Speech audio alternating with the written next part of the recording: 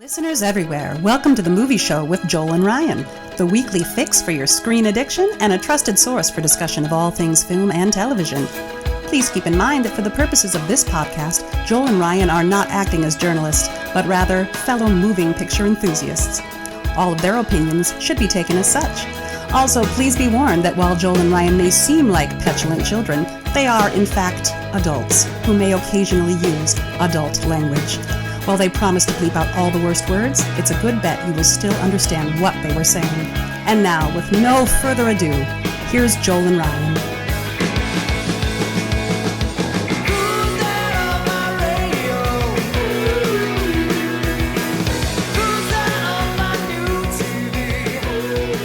Hello, everybody. Hello, welcome to the Movie Show with Joel and Ryan. I'm Joel. And I'm Ryan. And we're happy to have you back here for another week of fun frivolity. And what were we saying last week? We were delicious and delectable, and yeah, that was fun. Oh, the memories. I'm thrilled that you remember something from last week this week, because last week you remembered nothing from the week before. I remember very little about anything. But you remembered our dessert metaphor from last week for the show. So. I'm a very food-oriented person. It really is all about what sort of things tickle my taste buds. I can understand that. All right, so we are thrilled to have you back for another week. We have the long-promised guest episode. It took a while for scheduling. But we have our wonderful, dear, super friend of the show, Rob Dunkelberger is back with us. Hello. Yay! Hi, Rob. Hi. Hey, how are you doing? Good. Welcome back. Good to be back. So we, and of course, aside from Rob, we have another special guest, and I'm not talking about the fly that apparently got into my room here. So hopefully it won't pick up on the screen. That's great. I'm so glad that's happening. But we have a extra special guest. For those of you watching us, you can see him. But for our dear listeners, let's introduce George Atticus as well. So Rob, remind us how you were coming to the show, and then George, and then we'll get to George too. My first appearance was when we talked about films about plays, or that had theater involved, because I am a theater critic for the stages of Minnesota. But I also studied film. And a big movie fan. Went to college with both of you. And then this is my son, George, and his last name's actually Yocom. Sorry, I apologize. No, it's fine. Actually, yeah. I did that on purpose, you know? I was like, you got to strike out on your own, right? Yeah, and also it was like, once my first initial was G and my last initial was Y, we were like, we're going to have my middle name be A, so then my initials are gay. And that's there you legal. Go. That's fantastic. So he is George Atticus Yocom. Nice. So Rob, obviously longtime friend of ours and friend of the show. George comes to us because we had, thanks to Rob, we had this idea of talking about films featuring transgender characters. And George, you are a trans man. Is that correct? Am I or non-binary? Yeah. How do we trans guy? It's very like it's easier to explain that than just being like agender, which like is kind of me. Mm-hmm. But it's more accurate to just be like, I'm a trans masculine person. Okay, sure, yeah. Now's the time to explain it, man. You have the floor, so take all the time you want. Yeah. I mean, well, we appreciate you taking it easy on us, guys. when we're learning this stuff, but it's Yeah, okay to and it's okay to tell us exactly how to say it. yeah, and as I was telling George and Rob a couple days ago when we were chatting, that I have given George carte blanche to correct us for any mischaracterization or any verbiage that we might use, antiquated or otherwise. Sure. This is so he knows that he knows we mean no harm, but we still need to be educated. I think that's exactly. that's a pretty accurate statement for most of society. At least, Yeah. hopefully, most of society is. We mean no harm. It's just we don't know, and we need somebody willing to educate us. I've been fortunate to some enough to have some degree, students. some degree, movies can do that, and that's why it's cool to be talking about this today, because we're gonna go through a list of mostly fairly recent, but a list of a bunch of different films that maybe you can't learn all the ins and outs, but you can follow people's stories and, like we say, walk a mile in their shoes, or whatever kind of empathetic well-worn cliche you want to offer. It's really useful in that way, so.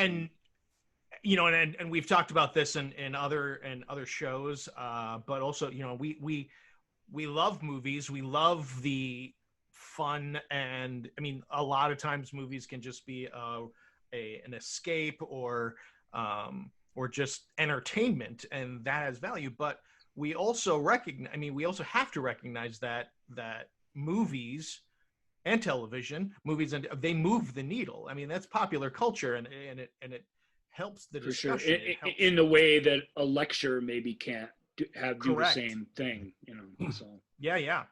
So so that's what, so today we're going to be talking about movies. This is a chance for us to, talk about some really good movies. Regardless of content, these are good. These are just really good movies. They just happen to deal with the trans experience, or have trans themes or trans characters. So let's jump right in. We're gonna start off with 2011's Tomboy, and I know you guys had talked about that's where you guys wanted to start. So I'll turn it over to you and to Rob, you and George. Okay.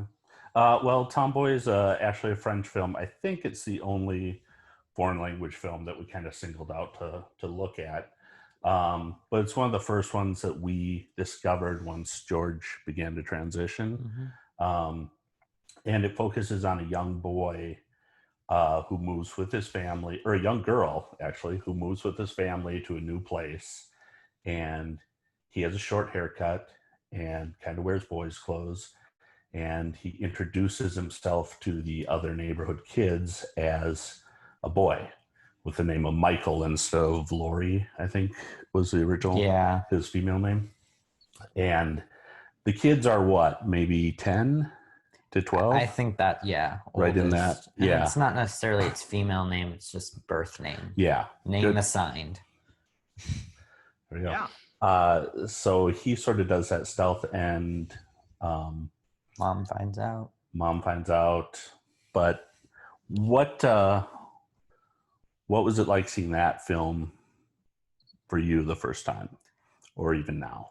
I mean, I think it's a good place to start because it's very like a young person just crossing those boundaries that people have set of gender and what that means, and doing it in a way that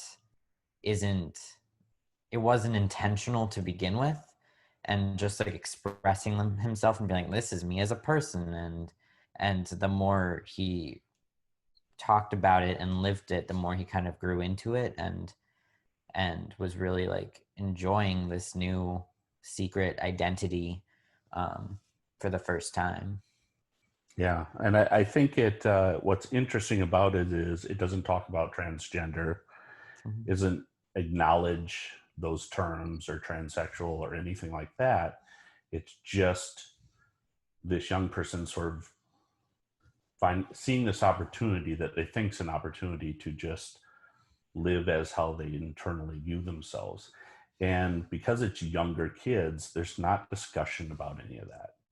It's just presented as this way does, the things he has to think up to keep this secret. And then eventually somebody comes to the door asking for Michael, and Michael's not there. And, things just, eventually the parents find out. And then what we found was really interesting is the way in which the parents deal with that. Mm-hmm. Which, I mean, you can look at it from two different perspectives. What she does is basically put Michael in a dress and brings him around to all of his friends and say, this is a girl. And she did that because school was starting in a couple weeks. And how are you going to do that at school? Mm-hmm. So it was the perspective of let's rip off the Band-Aid and just do this, but also the perspective of this could have been done in a much better consenting way. Right. It's brutal when it happens, sort of. And on one end, like for me watching as a parent, I immediately understand why she's doing it that way. She's just like, but she sort of physically drags him out of the room. He's like, no, and freaking out. And as a more enlightened parent, hopefully, I like, that's not the way to do it. But I understand. She's like, we can't sit and talk about it. She's feeling, I think, we can't sit and talk about this because you're just going, no way. In a week when you start school, you can't keep this up. You're just going to have to face it. Let's just get it out there, and then it's over, and you'll just deal with it and then move on. And I probably also because the kid is so young. I mean, if it were, if you're talking about someone that would be like 15, 16, 17, you might be, but that reaction to a kid that young doing that, it might not even be a reaction of gender identity and everything. It's just like, you've been playing a prank, or you've been lying to all these kids. You can't, you're a 10 or whatever. Come on, we can't have this. It's probably more of a reaction to the lie than anything. I definitely don't think gender identity even came up with the parents' mind, because when I was that young and I was starting to, I mean, I transitioned a little younger than that. I transitioned about eight and 9. But when we started doing that, like, everyone was like, what do you mean a child can be transgender? Like, that doesn't make any sense. Even Mom and I were like, wait, what? Well, right. I think largely because it's perceived as a decision that you make at some point, as opposed to what happens to the kid in the story and the firsthand accounts that we get from people that go through it. It really is something that starts to happen to you, and you all you can do is make sense out of it. It isn't really, you're not really deciding stuff. You're deciding how you deal with it, how you express it. There's a lot of decisions to make, but what's going on inside you, like the rest of us, is kind of not up to you at all. Right. That's the tragedy of the scene that you're describing for us, is that, the chance to meet people new and the chance to reinvent yourself in front of other people suddenly become, it's the opposite of a fib or a lie or a prank. It's this person's has this opportunity to express who they really feel they are, and then get more confident and with that as you go, and then to have it, even well-meaning, to have it ripped from you, that's heavy. Yeah. So let's move into like 4 years later, this movie comes out, 3 Generations, that deals with an older person. Not older like ancient, just like an older child, I guess we'll put it that way. Yeah, teenager, probably mid to late teens. Where like most 15, sexual right? awakening tales that we're used to seeing kind of take place. Yeah. A little more conventional in that way. Mm-hmm. And I mean, we kind of have different views about the quality of the movie. I like it a lot because you can tell what's going to happen next, but I'm kind of like, I really like those kinds of movies. Like, I kind of know what to expect kind of thing. So I like it a lot. And it's a great like story and everything. And it's a great cast. Yeah, I mean, the cast is loaded. Naomi Watts is the mom. Susan Sarandon is the grandma. Ellie Fanning is the transgender teen who's transitioning from female to male. And, you know, I was surprised I'd never really heard of it till George told me about it. And streaming on Netflix, so it's, you know, it's easily available, and you can get a Blu-ray, DVD, whatever, you know. Mm-hmm. And with that cast, it is really good about hitting like all of these things that happen within a transgender person's journey. I think, or a lot of them, particularly if you're a teenager. It deals with getting on the hormones, the acceptance from family, how your friends react to it, how strangers react to it. There are a lot of scenes that, like, because he's kind of like a filmmaker himself, so there's a lot of scenes literally from his perspective that he's filming. And that's just like another layer of, this is actually like a trans experience, and this is kind of what it's like to live as a trans person. And it has a lot of good like information, and like that's a good starting out movie if you're just figuring out what transgender means, because it has a lot of the terminology and it has the steps you need to take. And like, but then there's also another storyline of just figuring out who his family really is, and like who's his dad, and how they react. And that also brings a good perspective of showing right away how a parent can react as soon as you come out, which it's not necessarily not loving or I hate you or this isn't okay, but it's kind of like, what are you talking about right now? Like, I don't understand. Yeah. And I think today there's probably a better understanding of that, and that's because of movies like this, hopefully, and just the media exposure that's there. But, you know, when George transitioned before, that was sort of our initial reaction, like, wait, what? Huh? I need a moment to process this, and which is a normal part for anyone. And there were a lot of things I recognized in this film from my experience and from George's experience. And we felt the same way with Tomboy, really. And that doesn't deal with that, but we recognize George was always a tomboy. And so then when we get to 3 generation stage and we're transitioning and learning about this and everything, you go, oh, tomboy makes sense now, because you were a boy. You are a boy, and you were just trying to live authentically at the time. Now, the problem for me with 3 generations is the cast is great, but it's just a little too on the nose at times. But it's sort of like it's not a thumbs down. It's like a mixed review, because there's a lot of good stuff in there. I just wish it hadn't been so on the nose, in that it's like, feels like it's checking off all the boxes. Sure. On the other hand, got an after school special aspect to it, basically. Yeah. It's still a lot of, it sounds like it's a lot of like probably studio people going, you got to help us out here. You got to walk us through this. You can't just, you can't just expect people to follow along with, this without some sort of, explanation. We call it Johnny the Explainer here on the show. Johnny the Explainer has to come in, whoever that is. Right. It could Johnny be different in every scene, but he has to come in and he's got to make sure everybody out there in the audience land knows what's going on, knows what we're talking about. And that's not that this is a big movie, but it's bigger. As you say, it's got some recognizable faces in it. There's comfort in that when people come to a story like this, to see Hollywood stars that you know and trust from other things. Susan Sarandon and Naomi Watts in particular have a lot of integrity when they come on screen because of other things that they've been involved in. So, but I get what you're saying. It's really it's being all too careful, and it loses a little of the real humanity in that. But that can still be useful and instructive.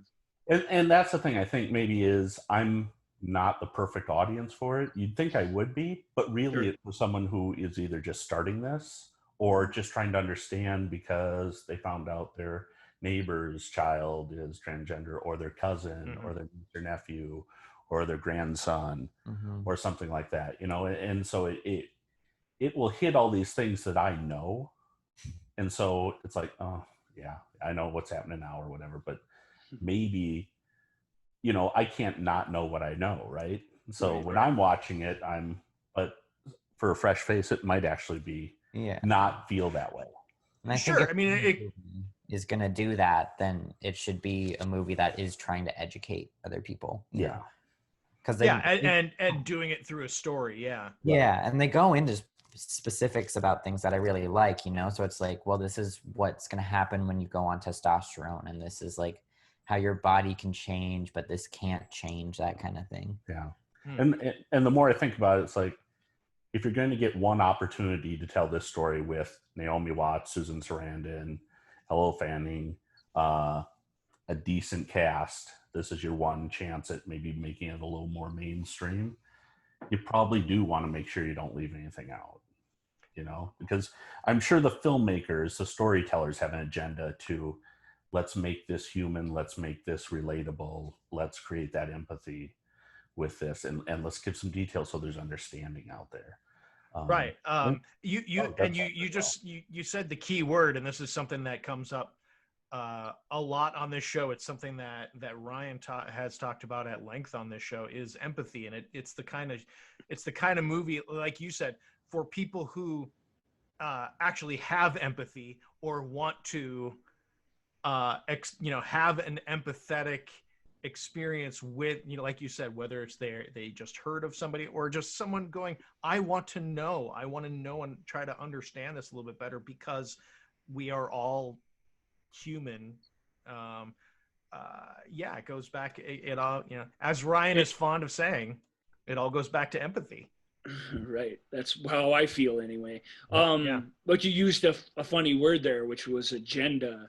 I get what you're saying, Rob, where there is a difference there's an artistic difference between a movie with an agenda. And I'm not using that word in a negative way. I'm just saying with a plan that really thinks these things out, you know, that really wants to communicate specific things to an audience clearly, and art. And then there's all the spectrums between this, but then there's art where it's an artist who's experienced something. They're compelled to tell the story. They're not sure why this scene is here, or why this is happening, or why it happened in their lives. And that has a power to it too, sort of absent an agenda otherwise, other than I just need to let this out kind of thing. And like I said, and then you've got all the steps in between to get any sort of film made. You know, it's a collaborative thing, so there's a lot of communication that comes in. But I'm with you. I prefer a movie that's less, where I feel the agenda less, I guess. But that's not to say that that there's not a lot of value, or even more value in some ways, in something that really does try and carefully take you on a walk through the stages of something that's new to so many people. Yeah. So. And like from the perspective of a trans person, it's so hard to find a narrative of a trans man teen, like especially like a trans masculine teen. Mm-hmm. So just like seeing that is kind of like, that's cool. Mm-hmm. And that's about representation, which was sort of the next film on the list, is a documentary on Netflix called Disclosure.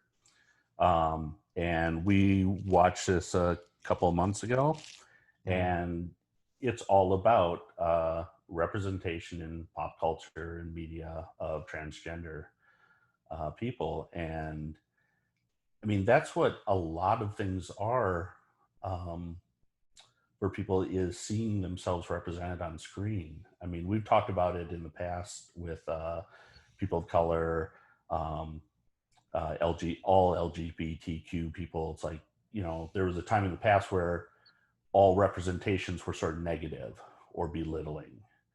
And we're slowly changing that, but it's going really, really slow. And trans people do not see themselves represented very often in media, unless they're the victim of a hate crime, or the suspect in a crime. The big twist.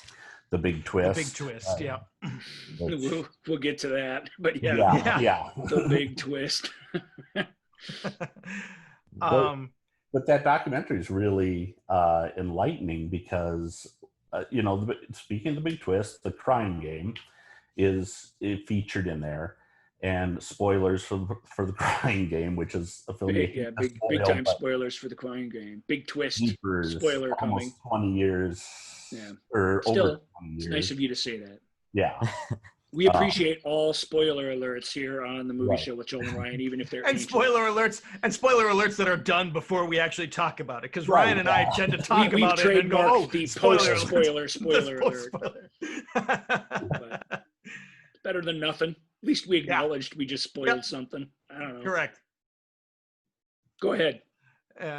Crying Game. In the documentary, in the Crying Game, or in the documentary, they talk about the Crying Game and how when it first came out, that was powerful to see the representation. And then one person's like, and then I watched it a couple of years ago, and immediately after the reveal that the love interest is actually a man. No. Is a transgender woman. Thank you. That's right. The guy goes and vomits in the bathroom, and then they play the joke from Ace Ventura, spoiler alert, where the lieutenant played by Sean Young turns out to be, that's the twist and then everybody in the room starts throwing up.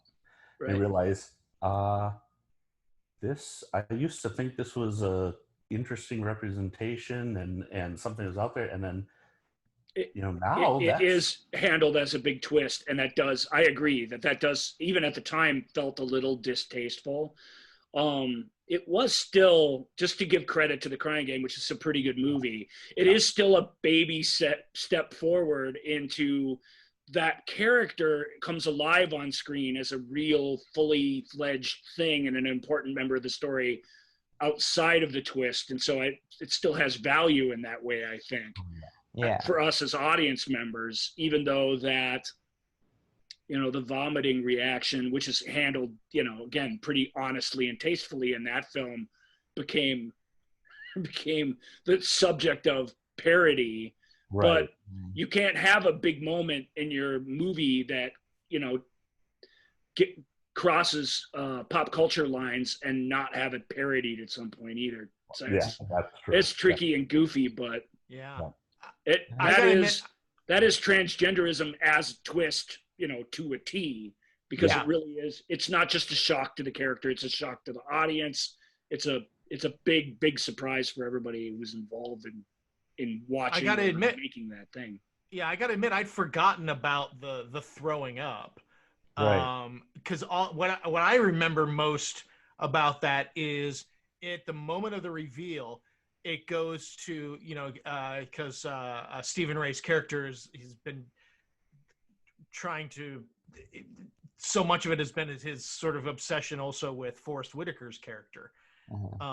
And it's that moment of after the reveal, and then it cuts to Forrest Whitaker, kind of tossing the cricket ball up, and he's got this smirk on his face of like, you didn't see that coming, did you, Fergus? And that's what I remember. I had forgotten completely about the throwing up afterwards. And it's just so weird because even as a trans person, I watched the documentary and I was like, that is wrong.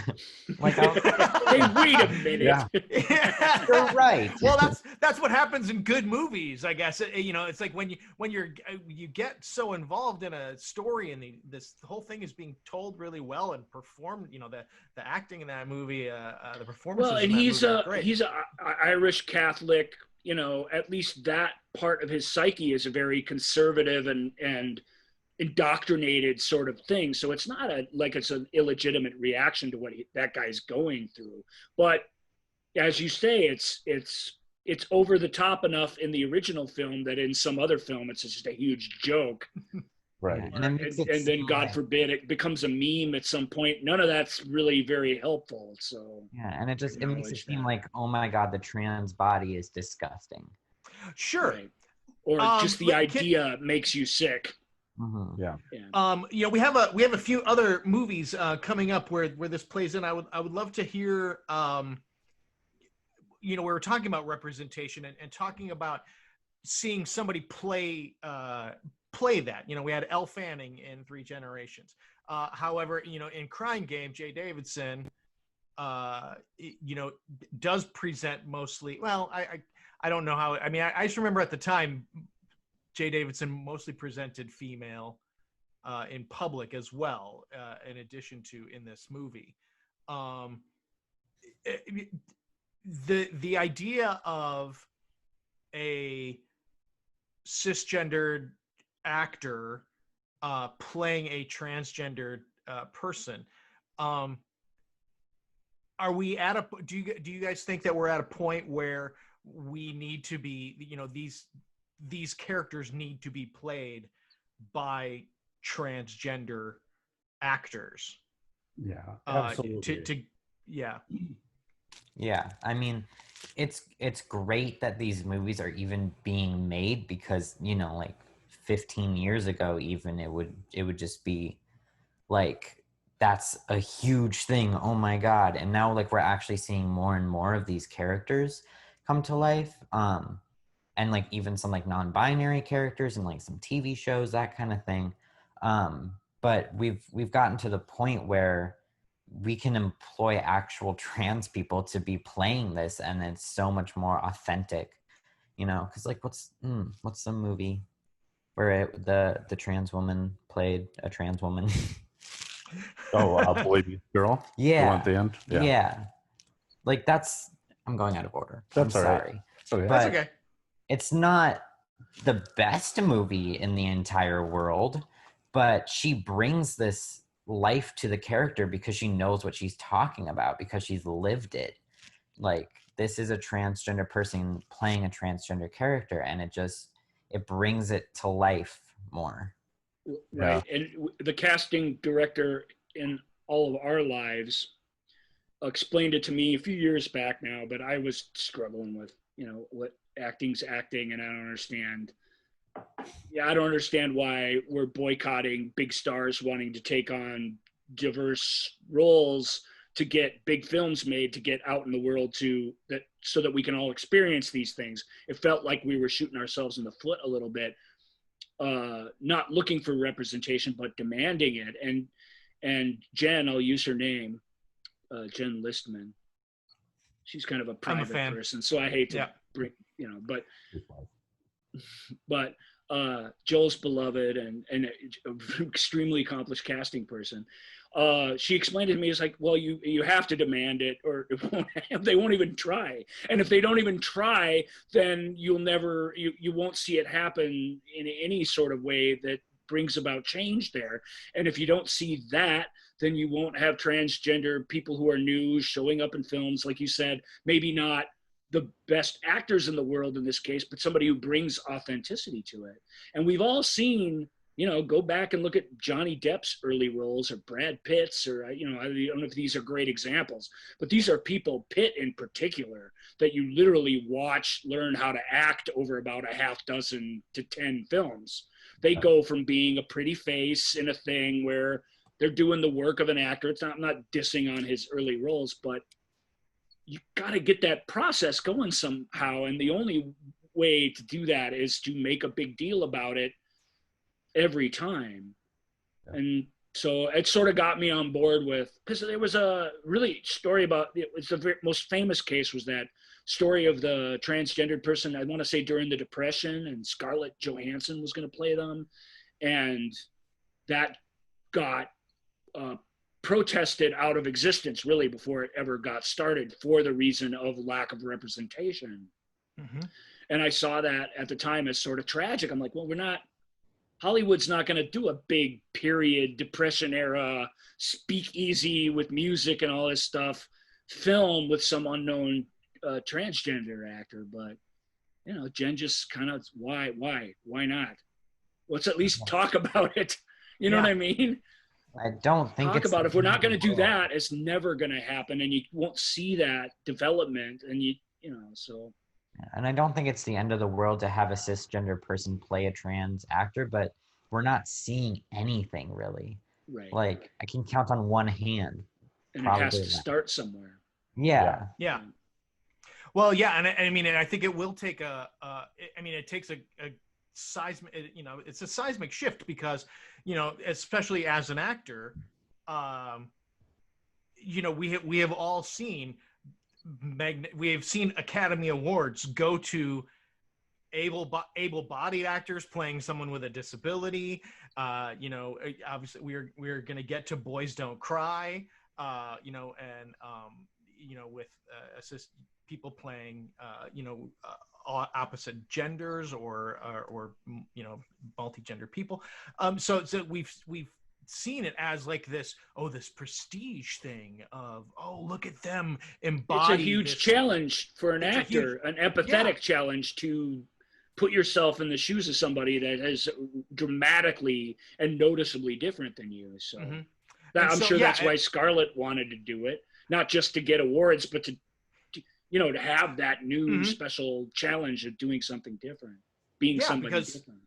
I mean, and to give her the biggest benefit of the doubt, you know, she probably is an incredibly empathetic person and would love this story to be told, to get it out there so a lot of people would know about this. But it is a matter of, you know, we have to. And maybe that one wasn't even the place to draw the line. But the fact that the outcry about it was enough to make them stop in their shoes shows that there's a lot out here, a lot more than Hollywood producers think, and all the more reason why Hollywood producers need to be pushed along dramatically to get people. Yeah, I mean, how are we going to get transgender actors if we don't employ transgender actors? Exactly. And maybe a little of that could be helped by maybe your movie with a transgender actor in it, or a transgender character. Maybe they're just a character in your movie that's a cop movie or a whatever movie. Let those people come up through the ranks and be the star of their own movie down the line, like a lot of other people. Start someplace. Representation, you know, it works at all levels. So you know, and who's to say, you know, like which is to say, Hollywood, you don't have to bet the farm on something. You can take these little steps that grow into bigger and bigger things and better understanding in the public. Sorry, John. No, I was just gonna say, let's get to, you know, I'm sorry, anything more you wanted to say about disclosure before we No, we move on? I mean, one last thing with The Crying Game is my remembrance of it from when I first saw it in the theater, and it was the first Laserdisc I ever owned, was always with the Laserdisc. What are we at? We're at 38 minutes into the show, where the first mention of Laserdiscs by Rob comes out. I just wanted to note that. Go ahead, sir. My big takeaway, and the thing I didn't remember the vomiting either, you know, because we weren't tuned into that negativity of that. We're blown over by the shock, and then it does seem like a reasonable reaction for that person. But on the other hand, like, oh, that's kind of a horrible reaction to have to somebody. I think the film acknowledges somewhat that it is a horrible reaction. It does in fairness. That helps, is all I'm saying. My memory is that at the end, there's sort of this feeling that this might be a long-term relationship. Now, he's stuck in prison, but that's problematic. And they problematic to any relationship, but not all. They are developing, you know, an affection for each other. I mean, that was happening before The Secret, and then that threw him, but he still risked everything to protect Bill. And then he ends up in prison, and she comes to visit, and you just get this feeling like, you know, and that it's sort of a beautiful love story is what The Crying Game really is. Right. I think, and that, you know, that's a positive out of it. So yeah, moving on to Boys Don't Cry. which is a very brutal film and a true story. And we have a cisgendered actress, Hilary Swank, who won the Academy Award for the role. Probably rightfully so. It's pretty powerhouse performance by. We always say there you have this little window. If you're a special, amazing actor, you have this window where people don't know you. We've seen Hillary in tons of stuff. She's a great actor, but we've seen all her tricks and all her sort of ways she approaches roles and stuff. So to see her now is to see her different. To see her in that, you really are seeing. You're not able to see an actor. You're truly seeing a person, and that's a neat trick that doesn't work forever. The best example we always use is Ben Kingsley playing Gandhi. Ben Kingsley was Gandhi to people. They didn't know who Ben Kingsley was. Now that you know who he is, you look back and you're like, oh, I see it all. I see his whole deal. Yeah. But at the time, he's just this little British guy who looked just like Gandhi, who just became Gandhi for people for 2.5 hours. That's a technical note, but Hillary is part of why she's so magically great is because she's able to disappear in this role because she wasn't some sort of household name or somebody with a ton of films behind them that we'd all seen and experienced before. Right. Yeah, and that was my reaction to it. Was I look back on it a little differently, but at the time you're seeing not just these ideas fresh, but this person who's just fully alive on stage in a way that lots of great characters throughout cinema are. So what are your reactions to Boys Don't Cry? I mean, that's a movie I can probably watch once a decade just because it's so emotionally draining. Right. It's just so much, and it's so real and scary, especially like as a trans masculine person, knowing that this was a true story that actually happened to someone and seeing it being lived out, and the way that it was handled, especially by police, and it's heartbreaking, but also it's such an important movie for other people to see, to not be like, oh, well, like everyone knows being trans is hard, but they don't realize a lot of the time that it is dangerous and it is deadly. I mean, the life expectancy for a trans person is about 30 years just due to the murder and suicide rates. Yeah, I mean, you're talking about going back to what we were talking about like 20 minutes ago, and authenticity, and like with Tomboy, this gender assigned girl who's going out as a boy to the neighborhood, living his most authentic, life, or being the most authentic version of themselves. Yet in order to be authentic, you have to, not have to, but you're inviting lies and secrets and things like that, and with Boys Don't Cry, that's one of the big things is it's, Brandon Tina is living his most authentic, trying to be his most authentic self, but in doing so, it's this giant secret that he has to keep until he is ready to share it with each person individually. Yeah, and that's just, and especially like the 90s, like it's nowhere close to being able to come out like and feel semi-safe to most people. I mean, like I tend to, like when I meet someone, I tend to come out because if you don't like me, then I don't want to get involved with you as a human being, and then I won't like waste any time on you. But there are some situations even now where I'm like, I feel unsafe. I can't be here.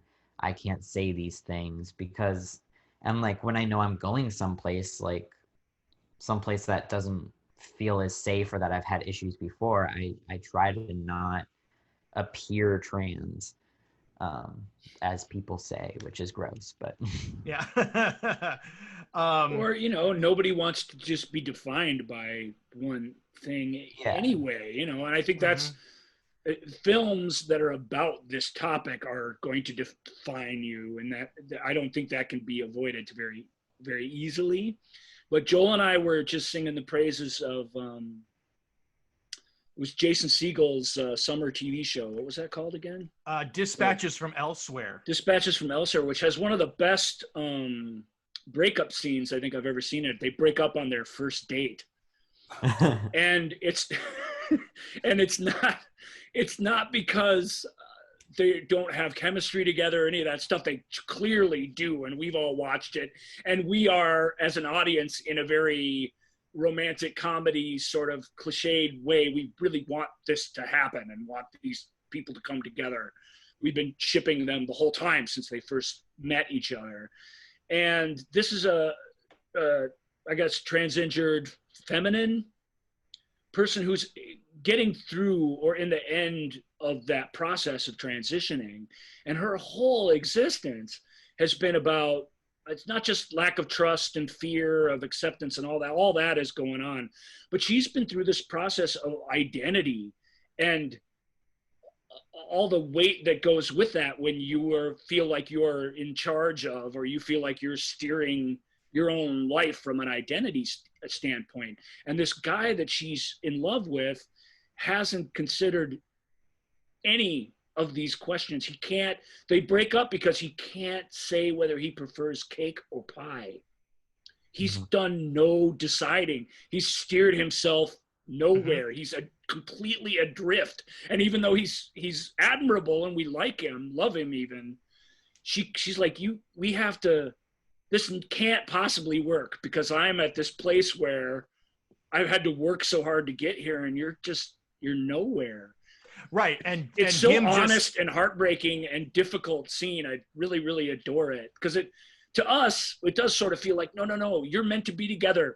Don't be upset about this cake and pie thing. It's not important, but it is important. It is. And as you see the rest of it play out, you see why it's important. The show demonstrates to you why it's important.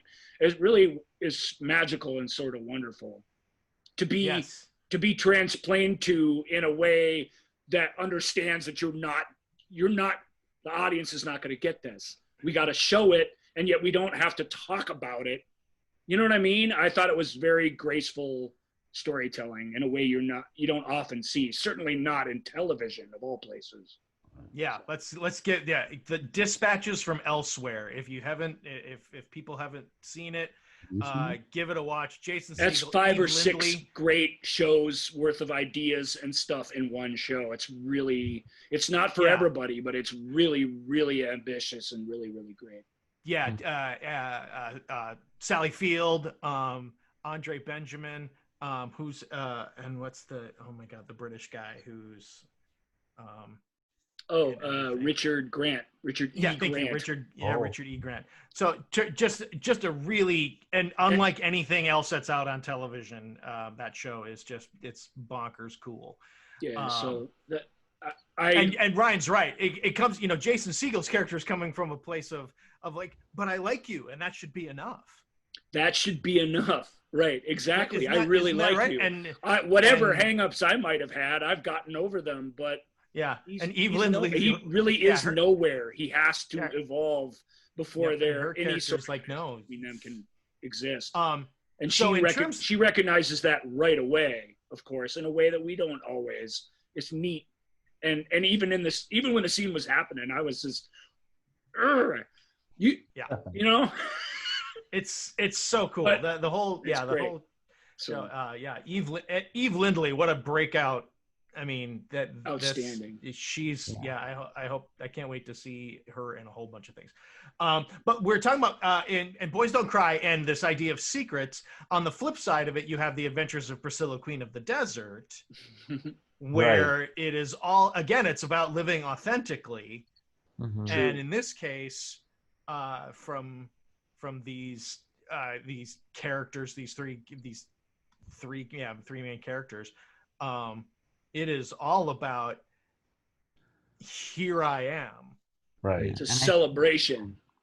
Or as much as it can be. Under the circumstances, there's existence is a celebration in every way that it can be. They have some obviously things in their way and some I don't know what's the dramatic term for obstacles to their happiness, Yeah, and full experience because if you're looking at it from the perspective of the beginning of like a transition or the beginning of being okay with something, they're kind of in the same place, but they're like emotional wise, and like Brandon, he's just like so happy to finally be presenting as male and going out and doing all these things that men do and that he perceives as masculine. So he's having the euphoria of that, and then they're having the euphoria of like, I'm out and I'm proud kind of thing. So one of them is like, I'm going stealth and I'm not having anyone know, and it is the best thing in the entire world. And then the other side where it's like, I'm out and I'm proud and this is the best thing ever kind of thing. They're both coming from that perspective. Yeah.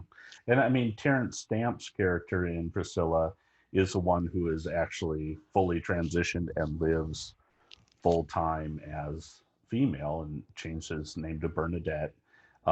Hugo Weaving and Guy Pearce are the other two, and they sort of present as gay men a lot of the times and then perform these shows.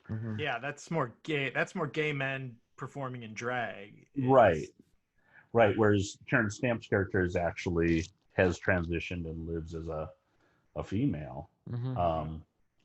And like, yeah, like she's definitely like I'm a woman, like, and just like, also I can just like feel the anger in her when I can't remember his name, but keeps misgendering her like on purpose, and just like that anger of that, because like for a very long time I was like, no one can know my birth name because then they're only going to call me that, because I had experienced that, like I had experienced people being like, well, it's on your birth certificate, and I'm like, okay, and then now I got that changed and that's not an argument anymore because George is on my birth certificate. And like those kinds of arguments, and it's just so like infuriating and frustrating because people think that it's not a big deal and that it's just a joke, but like it's dragging up all these old wounds and going back to that feeling of I was labeled a girl, like I lived so long not being able to be authentically myself. And it's not just a name, and it's not just pronouns, and it's not preferred name or preferred pronouns, it's just name and pronouns. Like it's because you wouldn't say your name like, oh, well, my preferred name is Joel. Like, no, like this is my name. Okay. Yeah. And you bring up again, you bring up a really good point. Bernadette is the one who is always like the voice of reason, or hey, let's just not go raging into this town and stuff like that, where where the Guy Pearce and Hugo Weaving characters are just like, we're here, we're taking, woohoo, and it's just like, okay, come on. And again, it's that transgender experience versus the gay experience, where it's a little bit, it's I guess looking through it, this was 1994, but looking through it sort of through a modern lens, it sort of does feel like, the gay movement has come, is a lot further along in its journey than the trans movement. Right. And that movie's not about that per se, but it demonstrates that in a very knowing, very real way, and that's kind of neat. I mean, like, imagine the looks I get when I tell someone I'm transgender and I'm gay. They're like, that doesn't equate. That doesn't make sense. And I'm like, and then I have to go through the whole thing, and then they kind of like start to get it. And then I'm like, yeah, but also I kind of prefer non-binary people too. And then they're just lost again. And I'm like, it's like, okay, all right. Here we go. Let's break for lunch and come back and we'll talk about it. Well, and it's a bummer, but that's how it's going to be. You have to be patient with even those of us who are kind of on your side, and then when you meet resistance, it's got to even be worse. Oh yeah. I mean, like Brian said, I can only imagine. I felt that way when we were talking the other night when we were testing our audio connection and stuff. But it's like, like Brian said, we're on your side and we're still screwing up all the time. And we don't know what we're talking about. So it's like,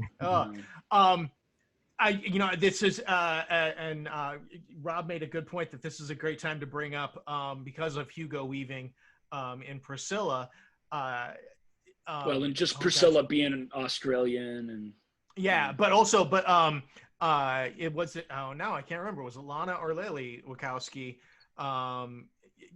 just gave an interview. Lily. Lily did it with Netflix.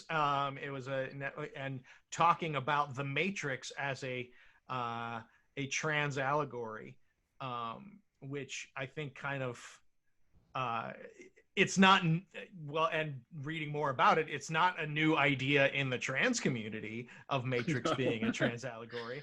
Well, they were Lily in particular. I believe I'm getting it right. I do get the Wachowskis mixed up a little bit, but me too. Was transitioning at the time of that film, and so of course that's what it is. That film, we've talked about it in depth on the show. We didn't really go into this aspect of it, but it's packed to the rafters with everything, with religion, technology.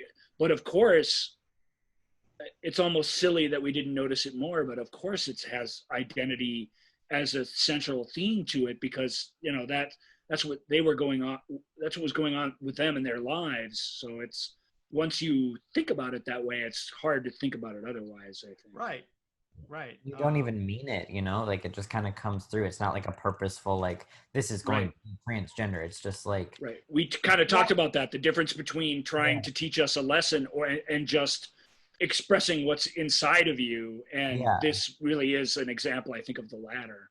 And it just shows effectively how much it kind of bleeds into everything without it meaning to, because like it's weaved with everything. Sure. But also, the longer you transition, the more comfortable you get with yourself, and the more it kind of starts to fade away a little. I mean, like, I'm always going to be like proud to be trans, but also like when I first transitioned, I was like rough and tough. I need to be a boy, because there are these expectations of trans people that once you transition, you need to act a certain way. So I was like, okay, all I'm going to wear is basketball shorts, even though I hate them. And I'm going to do sports and all these things that men do. And then the longer I kind of started to transition, I'm like, I can still be like proud to be a trans man, but also like I wear a dress to prom.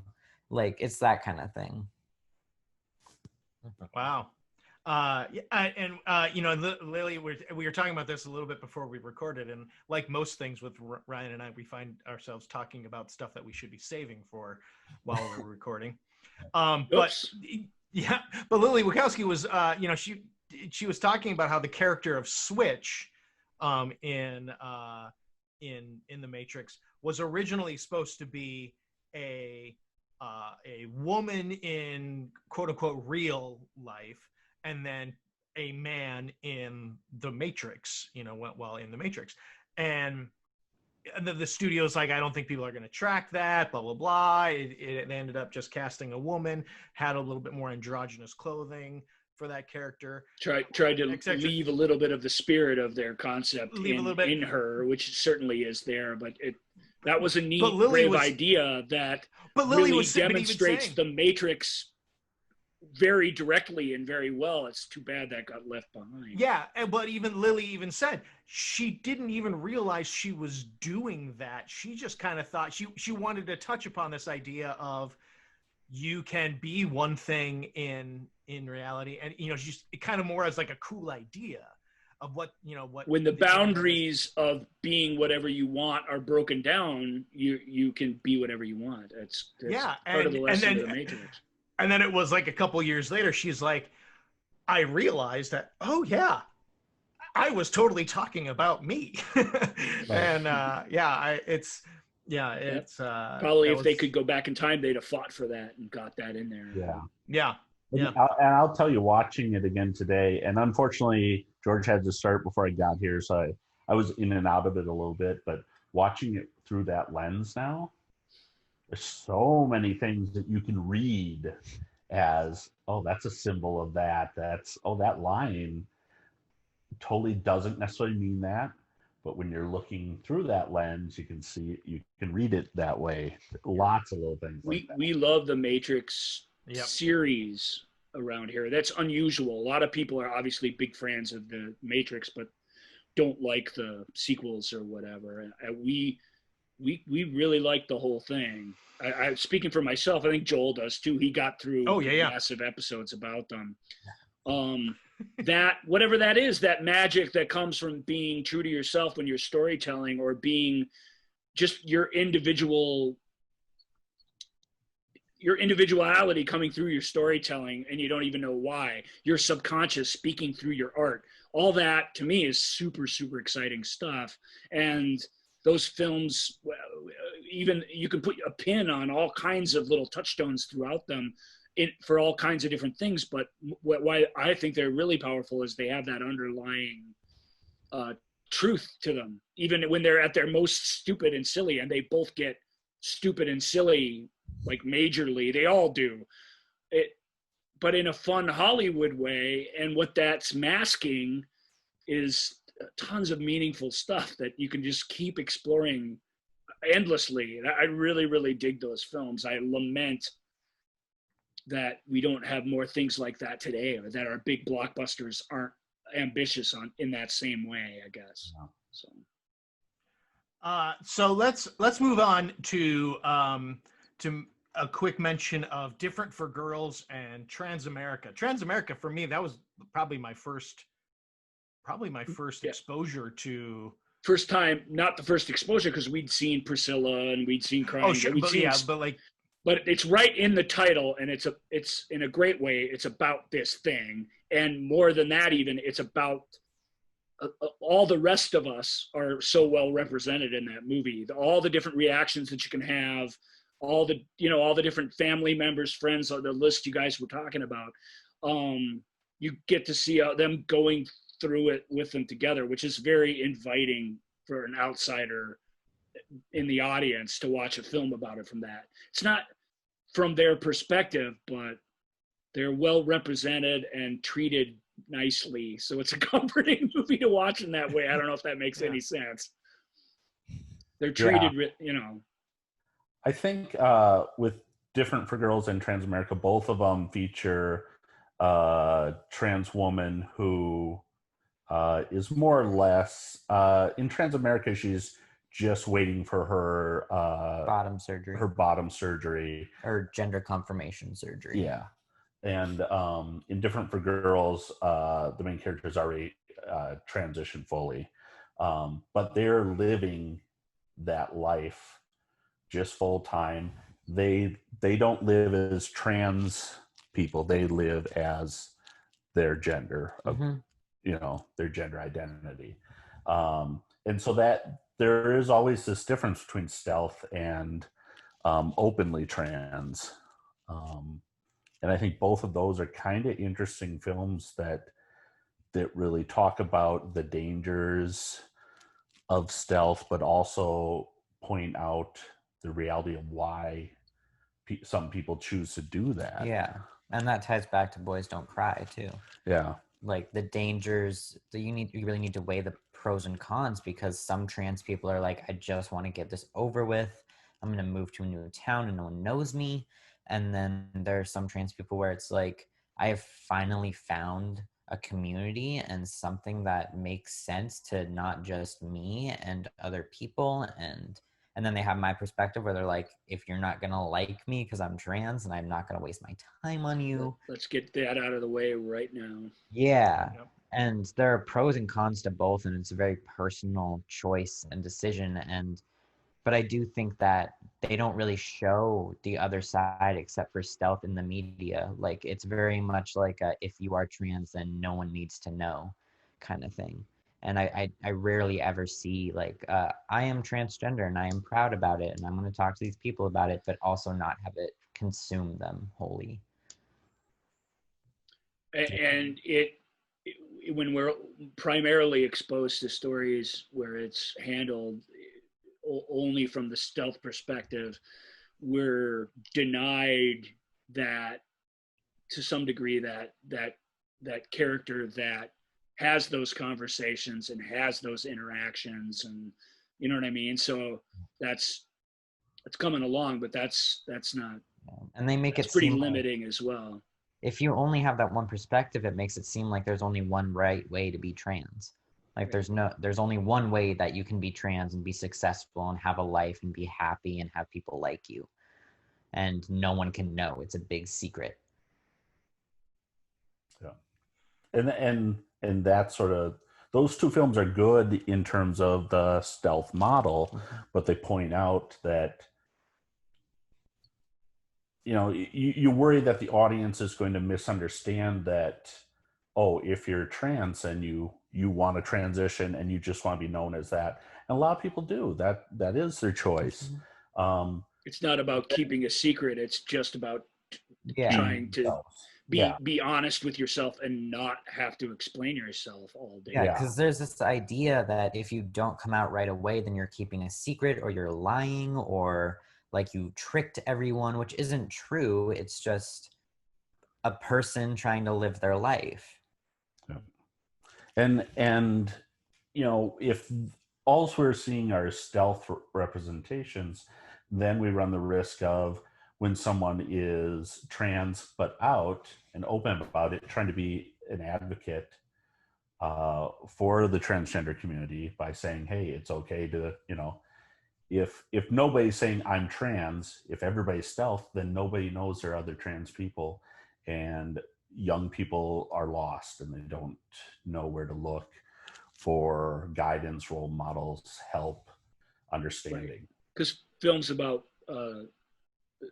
being stealth, about being transgender, usually are about the dangers of it, and don't show, in one way or another, don't ultimately show that as a successful approach. Yeah. Or I don't know if that's particularly fair either. Right. Or if you're not stealth, then are you really trans, or are you just trying to be? You're just trying to get attention.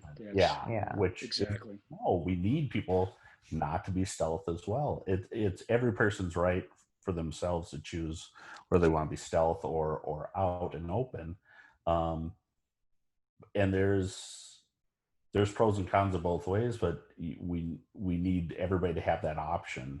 And it'd be nice if there were a few more films that kind of didn't take the stealth approach, although I think it's more dramatic. So that's why you do see that. So hopefully, as we employ more trans actors in supporting roles, say, where maybe we don't even address their gender trans identity, they're just cast as the friend, and or the receptionist, or the whatever. You've got a lot of options for that, and that I really believe. I really believe in that. That's how you do it. You just that's how racial diversity really propagated itself into films, and how actors were able to be sort of plucked out based on their talent and develop within the movie industry. We don't see a lot of that development anymore. Everybody wants to make the big discovery.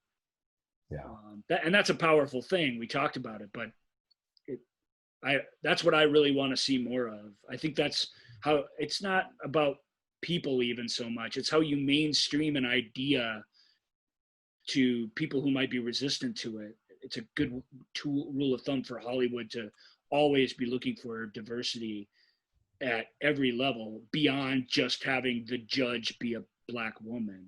Absolutely. Yeah. The trans character in Zoe's Extraordinary Playlist, and this is a major network show.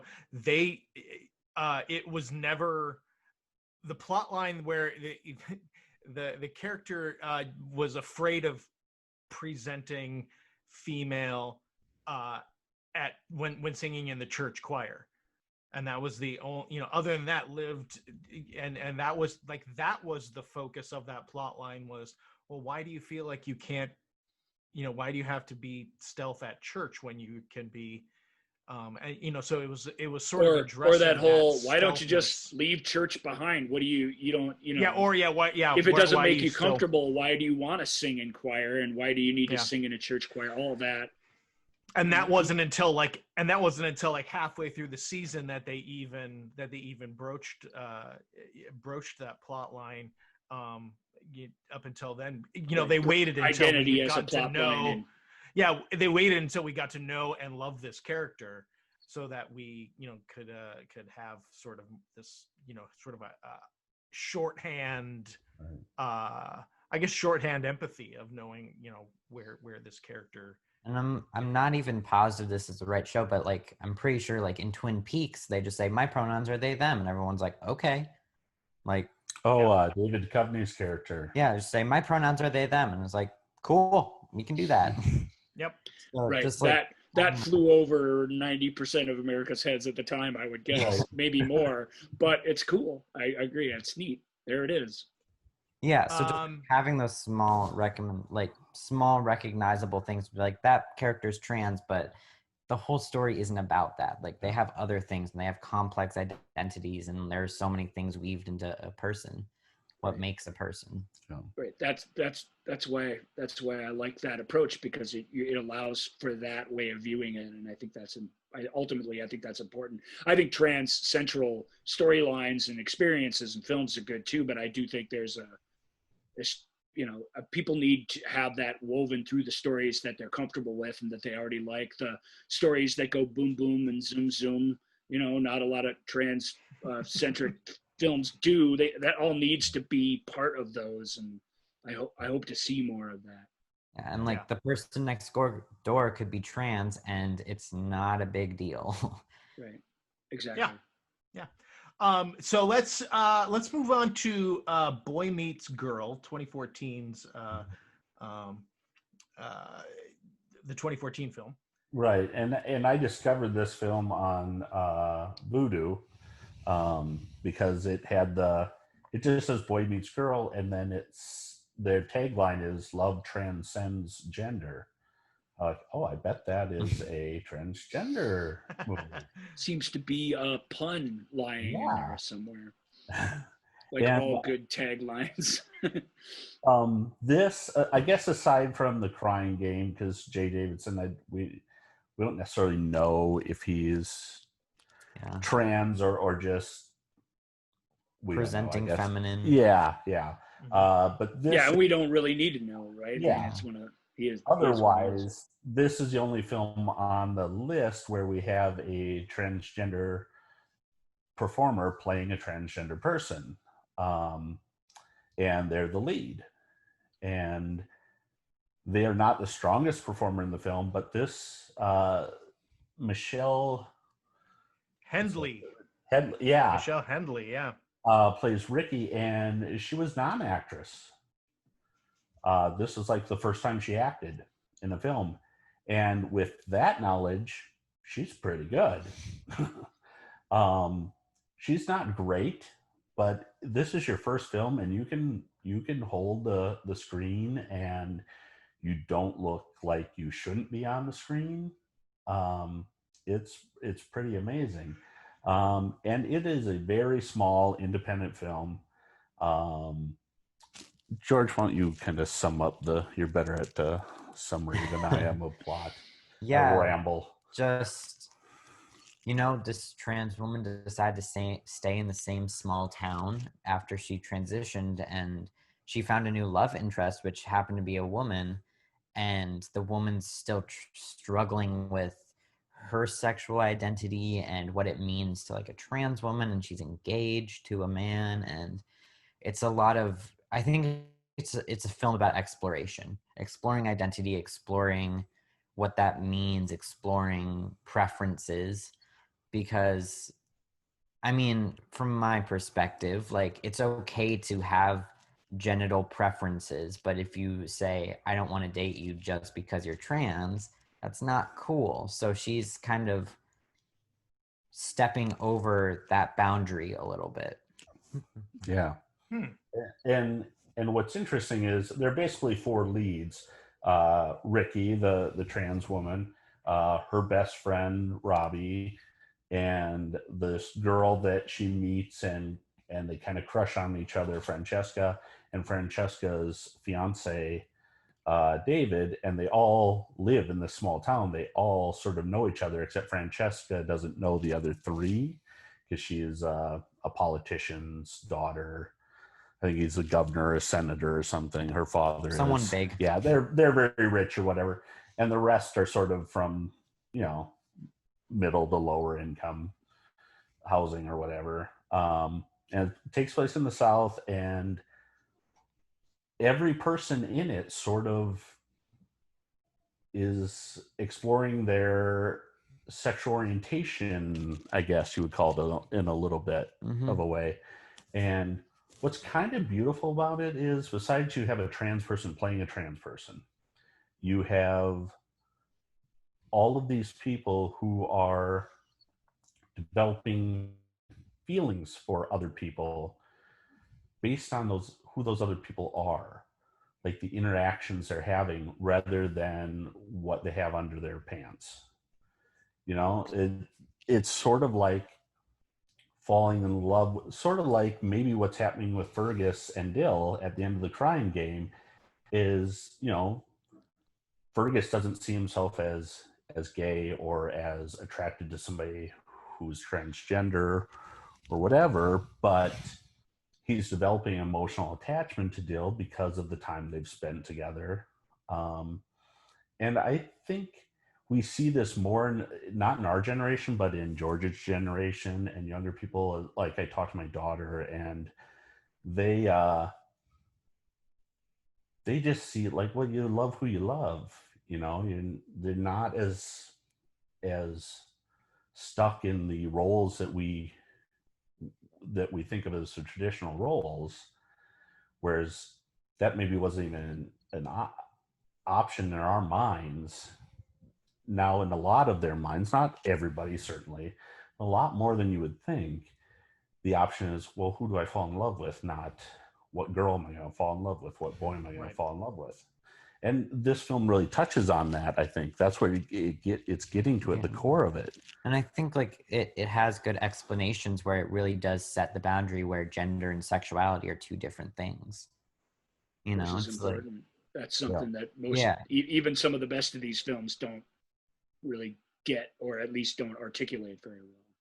Yeah, so it's very much like, I'm attracted to you, not necessarily for your gender, but because we have a connection, but still kind of struggling with that a little, because it's hard to step out of those boxes that are set on you.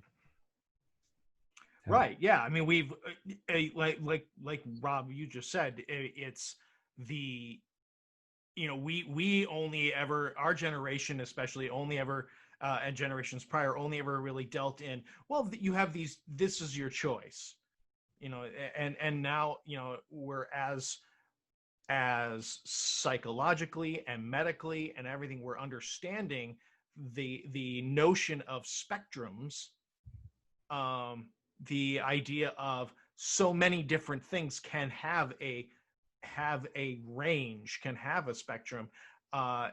It's easy, you know, the you know, are the younger generations, the generations after us, they're able, you know, they're more comfortable with that idea. And it's, but it goes back to what we were talking about with Dispatches from Elsewhere. You know, it's, you can love and you can develop feelings and attachments for somebody based on who they are, but you also can't divorce what that, you know, how that plays in a society, and the societal repercussions of that choice. Right. And it's a nice reversal that the non-trans person doesn't get that and has to have that, because it's usually with things that are about identity or about the other, you know, the person whose identity is considered unique in society, and that show flips it in a nice way. And it's able to confront those things in a more direct way because of that. Yeah, and because they don't talk much about it. That scene really is it, and even then, it's not that one of the people is trans and one of the people isn't. That is their issue at all. It's great. So if you guys have never heard of that or haven't seen it, that would be our recommendation to you based on this list. And we brought it up in our Stuff to Stream this summer episode. I remember you talking about it.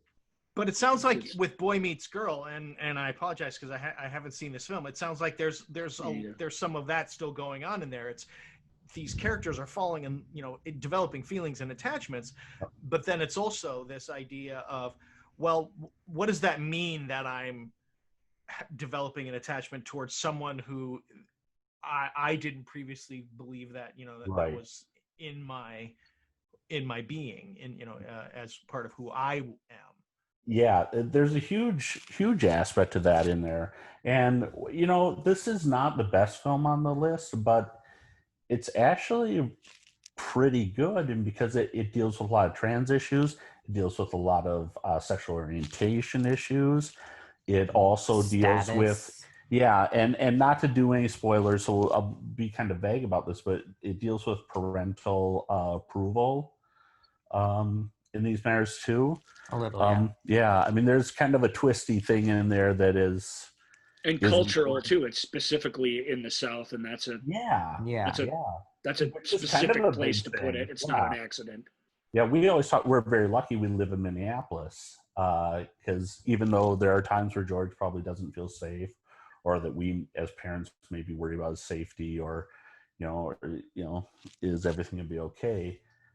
We live in Minneapolis, and it's one of the more friendly places for any LGBTQ person to be, and you don't generally think of the South that way. Right. I don't know why. We hate to generalize, but we don't generally think of the South that way. It's true. Yeah. And there, it's like Boy Meets Girl. It also has a scene sort of like The Crying Game, only it's not as a twist, but it what I'm referring to. There's some sort of where we confront this out and openly, and it's what the scene is about. Well, actually, in this one, it's sort of not about that. It's just played for what it is. It's just a moment, but it's a very bold and brave, and there was no like big surprise. They made eye contact the entire time, just being like, I really don't care. Yeah, and very brave. That's sort of a euphemism, I guess, for this actress to do this, but also normalizes and says, hey, we all have genitals. And I think that scene is just what it would have made. Like it made it seem better. There was no vomiting, there was no oh my god. And I understand that in The Crying Game it was a shock, and like especially in the 1990s, that's a big shock, and not even usually in the realm of anything that anyone would think about. So I understand why they did that scene, but this one was just, it was so okay. And he knew before, and it wasn't a reveal, but right. But it's the tonic to that kind of cliche that we've seen in all these other films. Yeah. It's just like hey, you wouldn't think twice if it wasn't a trans person who got naked when they're going to skinny dip, which is what the activity they're going to do. So here, hey, it's no big deal either if it's a trans person who's doing it. This is just reality, folks. This is what it is. It isn't gratuitous. It feels almost necessary. It's not, but it is. It feels right when it's done, because you go, yeah, we don't have to have nudity in any movies, but we do. And so if we do, there is absolutely nothing wrong with this trans person being nude in this film. And it's brief, and it's tasteful, and it's not gratuitous or anything. Right. It goes back to authenticity. I mean, in order to, this is an authentic moment, and it just is. It's let the moment be what it is. Yeah. Yep. And sort of on a side note with those is, we talked about, there's a couple of films, Romeo's, which we didn't talk about. I think it's that French or German? Foreign film. And also European. Girls. Aren't we calling them non-English language films? Yes, there we go. Okay, European, let's call it. How about there we go. In different that girls, does mean something. It's a European film. That is different. They're different than our films. And Romeo's, they spend a lot of money on prosthetics to give, in this case, both of the main characters breasts, because they didn't cast a transgender person, they cast men to play these roles. And it must be thousands of dollars on these prosthetics, where you could have just hired a trans person. Right. Like, and they're just taking all these extra steps, which we've touched this already, but it's you know, it is what it is, but it's not ideal. Yeah. Right. And hopefully, you know, and it's the opposite of what you were just talking about with Boy Meets Girl. It feels, however sensitive the film is, it feels inauthentic when you experience it that way in the movie. And I don't know it, but I don't know Romeo's, but that can't help. It doesn't usually help films when and you know, and again, it goes all the way back to, you know, as long as we see the more we can see Eve Lindley and Michelle, I've already forgotten her last name, Hendley or something like that, from Boy Meets Girl.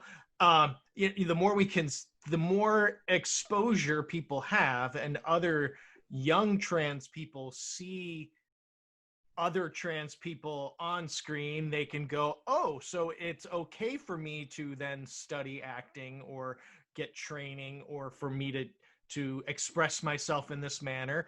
And then they get better, and there's more and better. And then all of a sudden we can start seeing these actors in roles, and we're like, and again, and we'll go, oh, and they're a terrific performer. And we don't have to worry about saying, well, we couldn't find somebody who was good enough to be in this role. Yeah. And that's the thing with Michelle is, like I said, she's not a great actress, but she carries it. She can do it. And it's the first time she ever acted. So yeah. And that's the trade-off. Good. She could do the Brad Pitt thing where we could watch her learn to be a great actress. They're not all great when they show up on the scene, is the point. So it's not an excuse for not casting really diversity of any kind. Yeah, it takes a director and a producer to go, this is what's important. Yeah. Try to cast diversely. Try and have representation. Try harder. You're not trying hard enough. Yeah. And you really don't have a lot of, until you are and can say, we're making this choice for this reason, you're not really making a very solid argument. Yeah, and like in so many things in the media, like especially like with Degrassi, they had a trans guy character who was played by a cis actress, but they made him look so feminine the entire time, to be like, no, this is a trans boy. Like, we're gonna make you look very, very feminine all the time and make it seem like you're just dressing up for fun. And that's good enough. And I mean, obviously it was great that happened. And if I had seen that when I was younger, I would have had some of the language to be able to understand what was going on with me, because it was hard. But non-trans person in a thing written by non-trans people, even when they're doing their best, there's going to be some disconnect there, I guess. Yeah. And, you know, the other thing, not to belabor the genital part with Boy Meets Girl, is what's interesting there is it also educates people on what they might not understand, is that not everyone goes through gender confirmation surgery. Doesn't mean you're not trans. It does. Oh, you wouldn't cut it off, that means you're not really trans. No, people don't always choose to do spectrum, like you said, pop surgery, like Joel said. Yeah. And you know, the whole spectrum thing, I think these younger generations, like we mentioned, understand it better than we did. It's not a new concept. It, like in sexual orientation, Kinsey brought it up. You know, we all fall somewhere on a spectrum or whatever. And that was sort of the big thing that I had to educate people on when George transitioned, is first I had to wrap my head around it, and then try and explain to other people sexual identity and sexual orientation are two different things. You know, I can understand sexual orientation because I'm attracted to women. I can understand the concept of being attracted to men because I understand attraction, sexual attraction. Right. I never think about that I'm a man. I never think about my gender. Someone whose gender doesn't match their biology thinks about their gender. That's a hard thing to wrap your head around, to really understand what that must be like, to not see yourself reflected in the mirror with what's in your brain. And it's, people think, oh, they're kind of the same thing. They're completely different. And they can help you illustrate the difference when you explain, like, hey, you understand sexual orientation. You can understand being attracted to the gender you're attracted to. So you just switch genders of what you're attracted to, and that's what a gay person feels. They have the same emotion that you have. It's just for a different gender, and that's easily understood. Not understanding your own body, it doesn't match your brain, is a difficult concept. And I mean, he saw the effects of what it was like before and after transition. I mean, before I was a very angry child, and then after, everything just calmed down so fast as soon as we started to transition. Like so fast, it started to just like wind down, and everything became easier. It's that knowledge, you have the knowledge, and then you could start to sort of rewire everything from what you had thought you were supposed to think to what you were actually thinking. I mean, I had thoughts where it was like, I'm going to be a tomboy forever. Or I even thought, well, my parents just really wanted a girl, so they had me have surgery when I was born, because they really wanted a girl. Like, I literally was thinking those things. We did that. Yeah. It got me. Zing. We call that the long prank. I was just so sure. I was so sure the entire time. Like, even when I was very, very little, I'd be, call me John, call me your other son, because I have a brother. And I was like, call me your other son. And we just thought, oh, isn't that cute? Isn't that cute? Yeah. Yeah. Wow. But then it got more and more and more. And eventually, a therapist sort of said, well, I wonder if George could be transgender. And we're like, what? What's that? Yeah. I've seen The Crying Game. I'd seen probably Transamerica at that point. I didn't know kids could be, but and then you read the book, and How to Trans. Yeah. And you talk about it, and you explore things, and we found a great group called Transforming Families that really helped us in the early stages of finding other people going through the same journey and who understand your emotions and your fears and your worries and your joys and how to do the next step and all that stuff. And I think, we're going to see more in pop culture. I think we already have. When he transitioned 8 years ago, or when we first kind of started exploring it, Caitlyn Jenner hadn't come out yet. I mean, you didn't know much of, like, we didn't even know kids could be. Now everybody knows that kids can be. And, as soon as he transitioned and we started going through that process, like he said, everything calmed down. People are like, well, what if he changes his mind when he becomes an adult or whatever? And I suppose that can happen, but I don't think it will with George, because we saw the change right away. And once we learned about it, we looked back on everything in his life and said, everything's starting to make a lot more sense now. Because, well, your sexual orientation might develop as you age. I don't know. I never thought about it because I was in line with tradition, right? Yeah. Your gender, from birth. I think as soon as he could talk, he was probably saying this isn't right. But he didn't know the words. He didn't know the language. He didn't know that there was the possibility he could be what he thought he was. Yeah. He probably just thought it was a mistake all along. I mean, I never thought I'm wrong. I was like, why don't you guys understand? It was never like something's wrong with me. It was more like, y'all are dumb. Like, you got to catch up, guys. Like, I'm ready to go. I've been literally telling you my entire life I'm a boy, not matching up yet. And I just didn't understand that it was not normal that other kids did that. Right. Because I mean, when you're that young, you don't really talk about that with other people. You're not like, do you ever wish that you were not the gender you were assigned at birth ever? Like, not just like a conversation topic. I remember hanging out on the playground with my other second grade friends. Yeah. And we were talking about, don't you think that gender's a construct? Yeah. And, yeah. Isn't gender so fake? Like, don't you guys always wish that you lived your life as a boy? Like, wouldn't that be so weird and quirky? Well, it was different for our generation because we were like 6 or 7. Usually your parents sat down with you and asked you which gender you wanted to be. Yeah. And then you could change at that time if you needed to. Yeah, everyone has their gender dinner. Yeah, I don't know why we stopped that tradition, but it probably weird. Start up again now. Let's quick. I just want to recap some of these movies so that people can go out and seek them out. Tomboy, a foreign language. We said that was French. Was that a French film? It's French, and it's streaming on the Criterion channel if you're a subscriber to that. There you go. 3 Generations. Disclosure, which is a new documentary that just came out this year. Both on Netflix.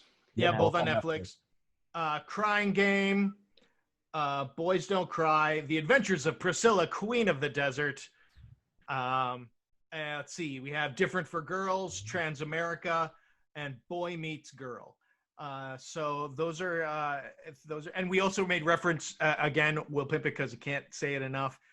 Dispatches from Elsewhere. And the awesome prosthetic breastwork in Romeo's. Yes. Yeah. Very any other movies that anyone has seen this week that they want to they're doing Disney and Lego are doing a new Star Wars Christmas special. Really? Yeah, really? No. Oh, that we can't really get into that now, but I thought I'd mention it because it's happening. So there you go. Lego Star Wars Christmas holiday special. Life Day. Presumably will it'll be Life Day. I'm sure it'll be Life Day. So is this going to be a Lego remake shot for shot of the original Star Wars holiday special? It didn't sound like that, but I would buy a ticket. That would be awesome. I'd be on board with that. It sounded like it was going to be an all new thing, but if it's just the Lego version of the Star Wars holiday special from '78, I'm on board. Yeah, they could use the we can all see how B. Arthur is. Yeah, I was going to say with Lego. That means Lego B. Arthur would become available. It means Lego Jefferson Starship. It means Lego lots of goodness. So that's exciting. Nice. Cool. Yeah. I think I don't have anything.